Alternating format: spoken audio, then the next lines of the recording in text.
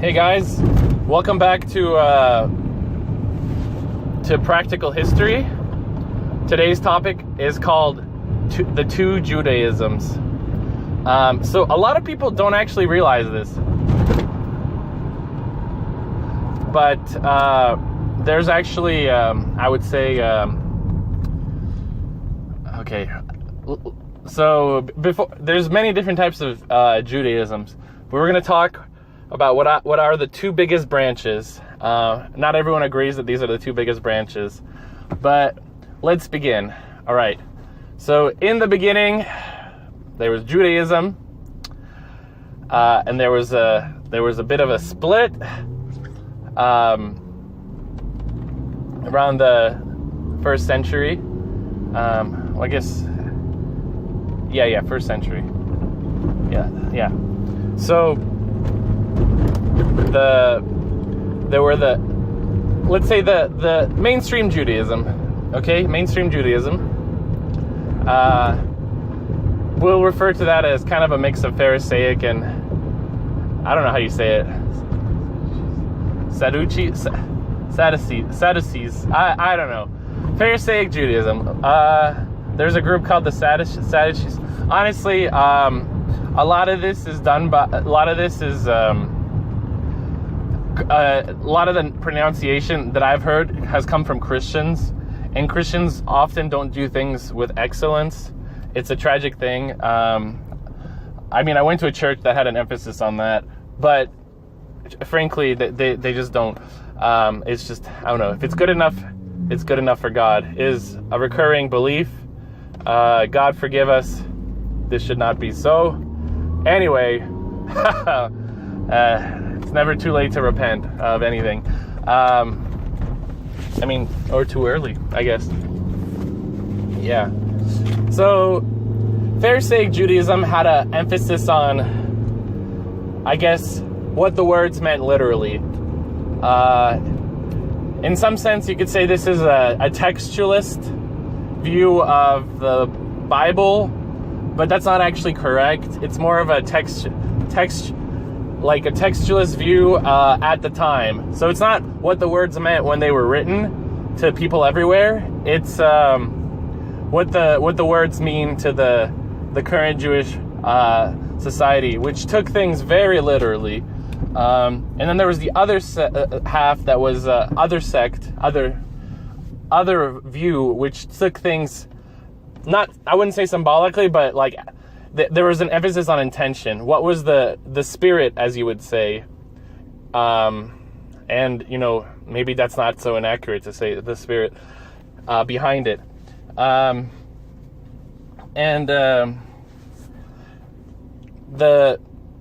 was basically a conflict. The conflict basically came to a head in the form of Jesus. As you may know, he had an emphasis on what did God mean when he wrote this? Like, what is the meaning? Versus the Pharisaic Jewish view of, you have to follow what the words say, not necessarily what they mean.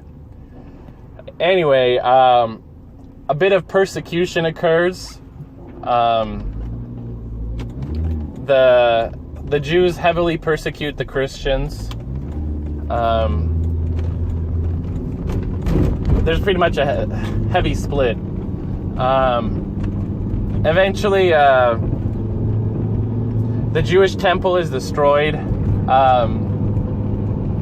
And so the Jews are dispersed. The Christians are already dispersed because of the persecution they experienced through the Jews. Even though I believe they were a sect of Judaism, and Pharisaical Judaism was another sect of Judaism, and these are the two Judaisms. I don't consider just the Pharisaic Jews, the ones that rejected Jesus, were Jews. I don't think that's fair to say. Anyway, and there's also ethnic Judaism, like people who are, they consider their lineage being from David. Judah, but I think the Jews are often called the people of David. They're the family of David.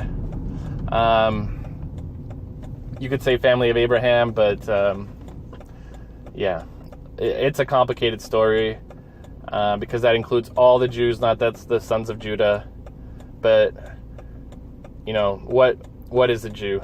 I mean, that's a good Wikipedia article, actually. What is a Jew? Who is a Jew, actually? A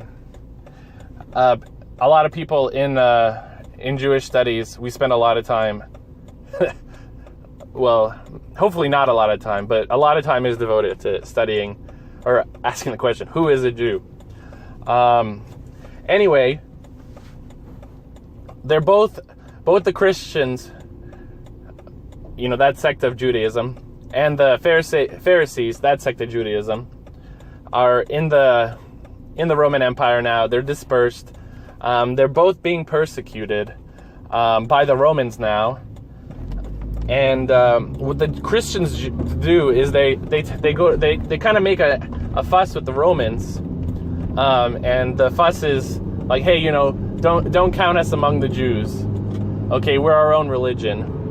And the Romans are actually fine with that. And so now that only the Jews are being persecuted. And actually, because of this, later on, the Christians get persecuted themselves by the Romans, while Judaism actually becomes like in a way, a protected religion.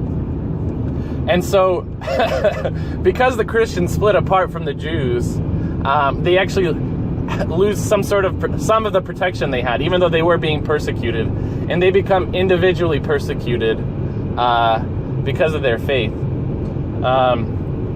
So yeah, the moral of the story is, what goes around comes around. The Jews, I guess that's what the moral would be, if you consider the fact that a lot of anti-Semitism came because of like the Jewish persecution of Christians at the beginning. And, you know, some might not want to talk about that. But at the same time, another lesson to be learned is something that could have helped the Christians if they had kept like aligning themselves with the Jews. Like if they had clung with their brother, it's like, hey, you know, you practice your own form of Judaism, we practice our own form of Judaism. They're incompatible because like we believe Jesus, you know, he is the Bible, like he is the fullness of the Bible. Like this is what we've been waiting for, and you guys don't believe that he is, and you guys are believing for someone else. These two, if the Christians just been like, you know what, yeah, it's fine, we're still Jews, we're still like a sect of Judaism, because you have to understand, even then people were converting to Judaism, even though they weren't like born Jews. This was before Christianity. People would become Jews, even if they were like, you know, Greek or whatever, and they had no Jewish ancestry. So if they had just stuck with it, the Roman persecution of Christians would not have occurred. And this might be the worst persecution that has happened in history, because, for example, look up Roman candles. You can look up, they had this slide and it had a big knife in the middle of it. Anyway, putting iron nails inside your nails. Horrible stuff. Being forced naked, and then having to fight. Yeah, being torn apart by wild beasts in the Colosseum. Yeah. So, moral of the story is, even if someone treats you poorly, the Christians were treated poorly by the Jews at first. You should still stick with them. Yeah. I mean, obviously, you know, maybe whatever. That's enough. Peace out.